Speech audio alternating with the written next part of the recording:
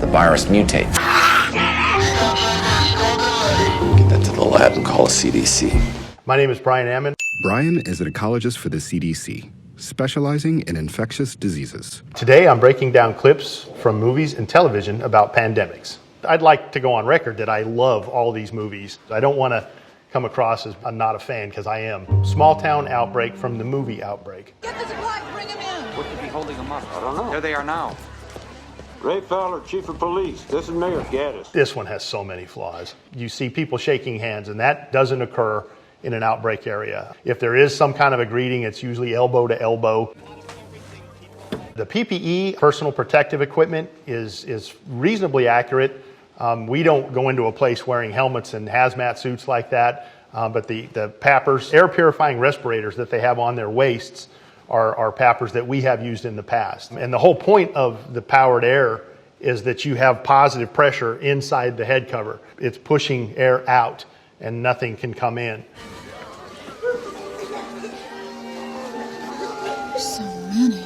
They go from this right here with a full hazmat suit and a helmet to guys with surgical masks. You notice that she's not wearing any eye protection, and the guy directly behind her is. So one of the little details that if this were truly a filovirus outbreak and this was an isolation ward, they would all have a face shield or eye protection.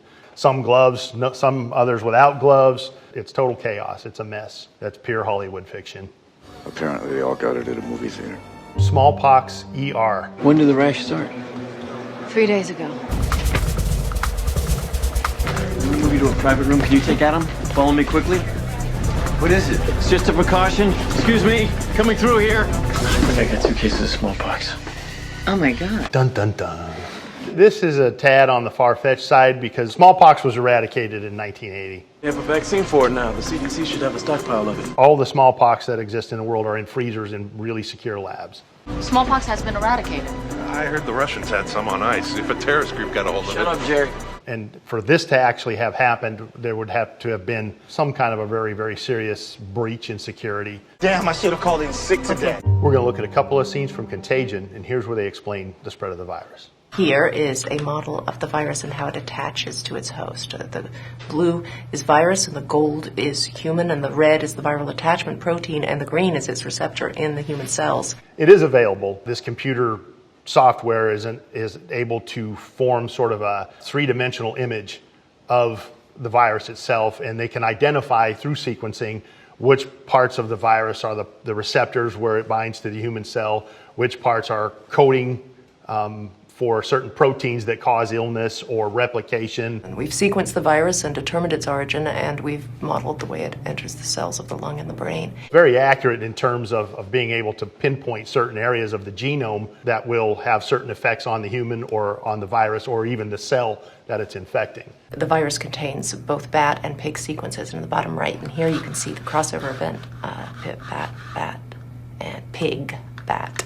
I haven't heard the term crossover. When the virus leaves the host and enters an organism that's not a host, it's called spillover. As the spillover events occur, and with the multiple times this virus is replicating, they're looking at these mutations as this thing has been going along. That's actually something they can do.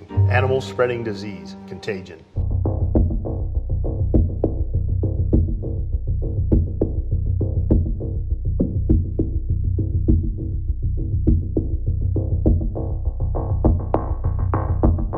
Very accurate, especially the not hand washing thing. There was an Ebola restin outbreak in the Philippines at a pig farm. We now have evidence that bats are a possible host for restin virus. Flew to the pig farm, and then it was found in the pigs in a sample that was shipped to Plum Island. Outbreak has a ton of problems. Let's take a look at the scene with the monkey. Yeah, Betsy. Yeah, girl.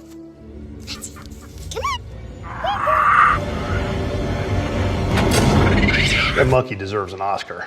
I don't know where to begin. What can I talk about? The fact that that's a South American monkey that they caught in Africa? Well, it's something at least. Maybe it's enough. Part of my job at the CDC is to catch animals, take samples, and test them for viruses. The monkey is a capuchin monkey, not found in Africa.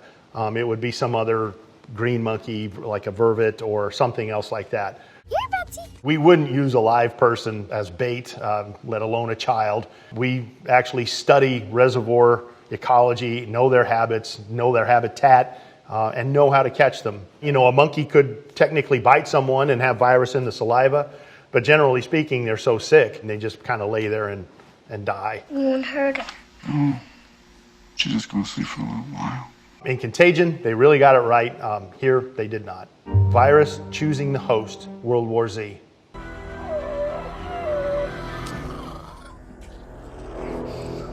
He's infecting himself with another pathogen in hopes that this zombie would pass him by, or the virus in the zombie would pass him by.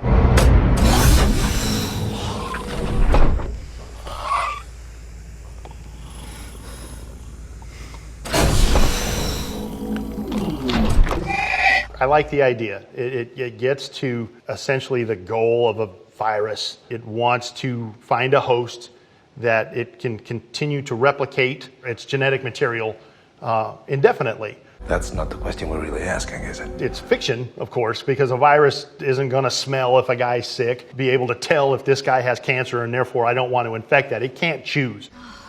Global pandemic in Dawn of the Planet of the Apes. Source of the virus was traced back to drug testing done at Genesis Laboratories in San Francisco. A patient showing signs of what's being dubbed the simian flu. The CDC is projecting a fatality toll ranging from 5 million to as many as 150 million in the next 6 to 8 months. Theoretically, that's how things will happen. Those red lines look kind of like, you know, air travel pathways. And then having interactions with individuals within an airport, you can't avoid some type of personal space invasion. It's a very plausible scenario. A lab technician, now known as Patient Zero, was accidentally exposed to retrovirus ALZ-113. In this clip, they say Patient Zero, and that's not something that we typically use in my field. We tend to use what we call an index patient, the individual that has first been identified to have whatever virus it is, or disease caused by whatever virus it is. This clip is about virus mutation from the television show House. An infant picks up a regular old measles virus. He gets a rash. He's extremely uncomfortable, has a wicked fever, but he lives. Well, the animation is not extremely accurate. Why do people lie to me? Because the measles virus is an RNA virus, and that's a piece of DNA. Couldn't we get off my screw-ups and focus on theirs? Once every million or so times, the virus mutates. This explosion is not accurate. Again, why are we getting hung up on what I did? What happens is just sort of an error in the copying of the nucleotide bases. Instead of Dan having a fever and a rash, the virus travels to his brain and hides for 16 years. Subacute sclerosing panencephalitis. Dawson's disease is an actual disease, and it is basic sort of a leftover from having a measles virus infection. So that part is true. It's a sick brain. Zombie infection. The Walking Dead. Vi, scan forward to the first event. Scanning to first event. There's no artificial intelligence at the CDC. There are auditoriums at the CDC, but they don't look like this. The brain goes into shutdown, then the major organs. It invades the brain like meningitis. Meningitis is more the condition, and here they're making it seem like it's some sort of a pathogen. Scan to the second event. I've never used the word event. Just a shell driven by mindless instinct. In severe accidents, I would imagine that that's a possibility. I think technically you'd probably be declared brain dead. What is that? There'd be some electrical activity there. I don't think you could see it like that. What was that? This looks like pure CGI to me. We protected the public from very nasty stuff! Infection in the hospital, the movie Outbreak. Dr. Daniels? Yeah. There's something I think you should see. This way. The patient was admitted a week ago after a car accident. He's had no contact with anyone in isolation. You can stop that there, because he just now had contact with that individual in isolation. Truly, this guy should know better. The guy pokes his head into the isolation ward, says, "Doctor," pulls the guy out. They walk down a clean hallway directly into a patient's room. With Ebola outbreaks, it would be an entire disinfection process before you even came out of that. Probably get sprayed down, some sort of a disinfectant, take all of the PPE off, possibly even shower depending on where we were. By doing this, they just walked in with filthy PPE and potentially contaminated everything in the hallway that they just walked down. That would never happen.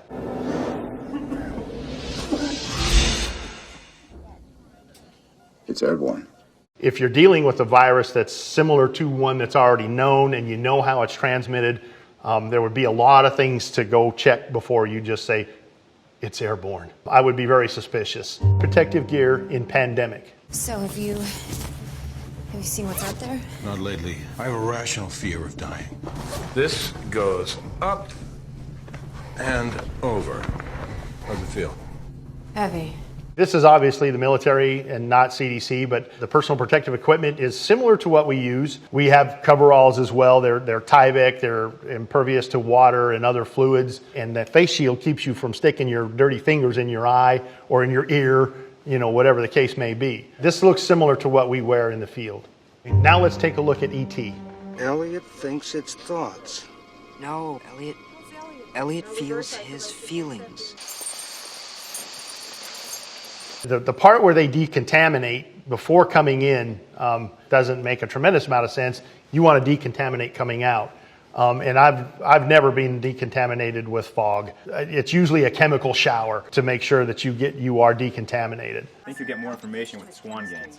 Fine, let's do it on the floor. These hoses would technically be connected to some sort of a fan that would draw air through a filter and put clean air into their hoods. I don't see the hoses connected to anything, not a respirator or anything. Leave him alone, I can take care of him. You can imagine, I'm not saying it's real, there's no cover up, an alien landing on the earth with its own set of viruses that doesn't bother it, but that could just, you know, wreak havoc on a community. I would be there in a heartbeat because that would be the coolest thing ever. Just imagine what kind of neat viruses you could find in an alien. You might even get to name him. That's how cool that would be. The plague in-house. Get that to the lab and call a CDC. Tell them what? That we have a patient with the plague. Yeah, I mean, there's cases of plague. It's mostly bubonic throughout the Southwest. But he's in there knowing this patient has the plague, and he takes out a syringe that's been in the room with the patient, and he pulls the cap off with his mouth. And then he withdraws a sample and hands the sharp to a colleague, which is something you don't do. A needle or scissors or pointy forceps, even broken glass, we call sharps. And typically in the work that we do in the labs, sharps is handled by pretty much just one person. You'd never see a handoff of a needle like that. So that part was bad. Oh no! Where'd it go? Where'd it go? Here's another zombie movie, World War Z. Absolutely getting blood in your mouth is a way to get an infectious disease. Bodily fluids coming into contact with mucous membranes. Stay back! You notice that he stood on the edge. He knows that he's been exposed, and a lot of people that work with these viruses, myself included, if we have an exposure, we're not going to keep it quiet. We have a responsibility to the public. We'll self-isolate. We'll make sure that we're not sick, and if we are sick, we'll go into isolation. We certainly wouldn't stand on the edge of a building waiting to throw ourselves off, but you know, you get the idea. I got it in my mouth. You're okay. Decontamination in the Andromeda strain. We start decontamination and immunization procedures now. Place the metal helmet securely on the head. You will notice a fine white ash on your body. This is the outer epithelial layers of your skin that have been burned away. That's completely science fiction, and nobody in their right mind would let themselves get cooked to the point where their outer layer of epithelium is turned to ash. I mean, that's the definition of, you know, a giant sunburn. We face quite a problem. How to disinfect the human body, one of the dirtiest things in the known universe. Hard on the taxpayers, isn't it, the way we burn up uniforms?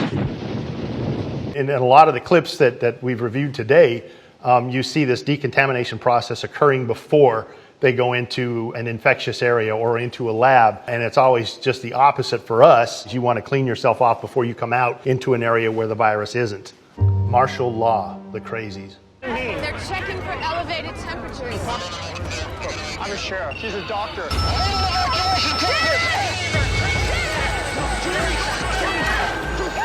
We don't force people into treatment facilities. We try to coax them in there. We don't have any regulatory authority where we can arrest people and throw them in a cage or anything like that. Aside from the separating the people part, temperature is a good way to identify someone with a fever and is a common practice. One of the things that was incorrect here is that they were actually sticking the thermometer probe in the ear. That would never happen. You don't touch the individual because you're just transmitting from one person to the next. Could you just tell us what's going on? What they use is handheld thermometers, and they point it at your temple, and they'd hold it a few inches away, and they'd get a reading that way.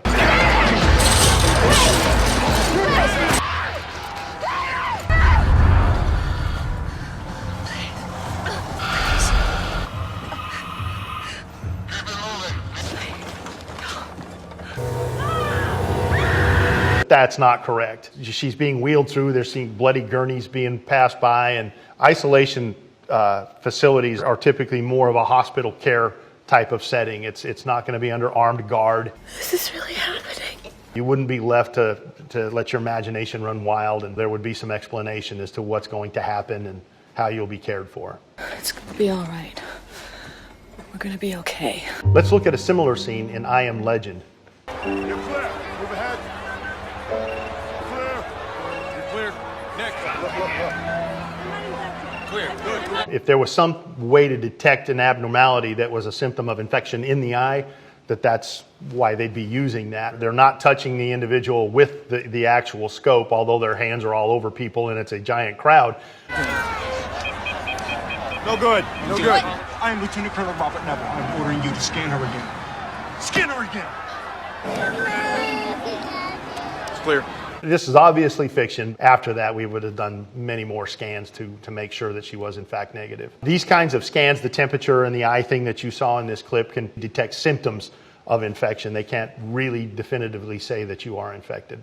What am I doing? There are some mechanisms now that are more rapid than just your traditional PCR that can turn around test results very quickly, but they're not on-site kind of things. It's requiring some sort of a blood sample that's taken back to a lab. So just simply scanning them can't tell you basically anything other than they're feeling sick. You'll always want to follow up a scan like a temperature with a blood test to identify that person is either infected with Ebola, Marburg, filovirus, or it's something else. Zombie bite, the girl with all the gifts.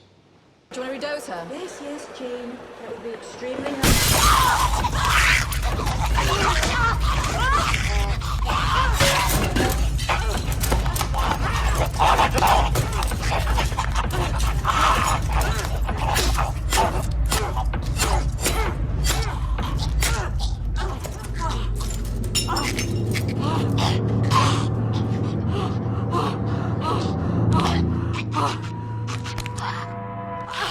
Yeah, that was quick. You may have got a pretty decent sized dose of virus in whatever infection mechanism you just encountered. But it takes time for the virus to locate the target cell, inject its own RNA or DNA into the cell, and then disseminate throughout the body. Generally speaking, it doesn't happen in 10 or 15 seconds.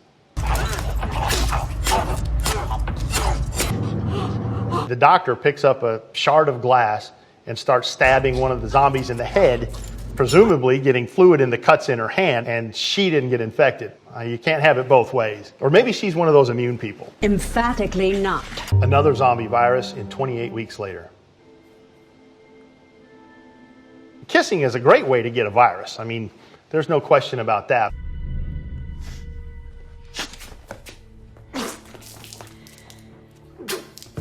But it wouldn't happen that quickly. Incubation periods for some viruses can be days, weeks, or even months.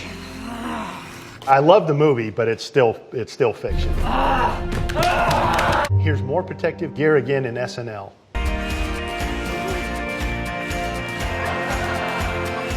The fault in our stars too. The Ebola in our everything. No, you wouldn't be able to have a relationship having to dress that way all the time. That would get old. She wants to have sex. Hell no. Levels of infection, pandemic. Is level 2. The hemorrhaging begins. Level 3. Patient secretes black necrotic blood from prolonged internal hemorrhaging. I've never seen an isolation ward look like this. There is some level of security, and it's mostly to keep people out. You keep people that are suspect cases separate from people that are confirmed cases. And here's level 4. Look at these two. They come together in love. But the first one to wake up will kill the other one and not know why. It's not anything like level 1, level 2. For the most part, what you've got is a tent, or let's say a hospital ward that's probably filled up pretty quickly, and you're not going to have the luxury of having that kind of space. Robot lab in Resident Evil.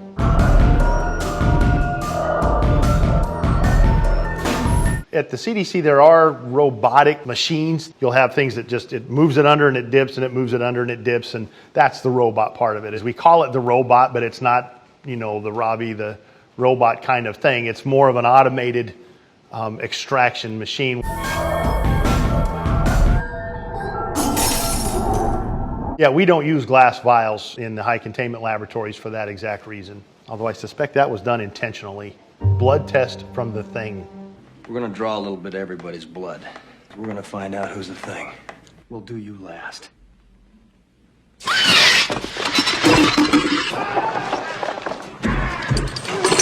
And I hate it when my flamethrower doesn't work. There's visible blood tests. Best example is malaria. You can look at a blood sample under a microscope and actually see the parasite infecting the cell. To have a reaction like that, though, where the blood jumps out of the petri dish and runs away, I mean, it's cool, but this is pure sci-fi. The lab in the hot zone. No one goes into level 4 alone. I'll be scanning you head to toe for anything that could let contaminated particles in. All right, just breathe. Breathe through it. What are you doing? I'm checking your pupils. Signs of panic.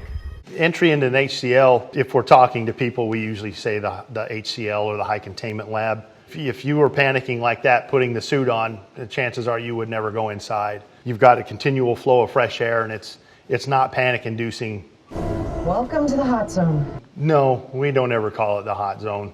It's the lab. I would like to point out, though, they didn't decontaminate going in. That part they got right. Conclusion. I guess the idea of a pandemic can really bring out the fear and the panic in people, but they tend to be not nearly as uncontrollable as Hollywood makes it seem. A lot of the work that the CDC does is to make sure that disease outbreaks like this don't ever get to the stage of a global pandemic. Viruses that you've seen in these clips are basically Hollywood fiction, and the real life viruses that are out there are hardly ever, if at all, as fast acting as what you've just seen in these clips. Thank you. Thank you.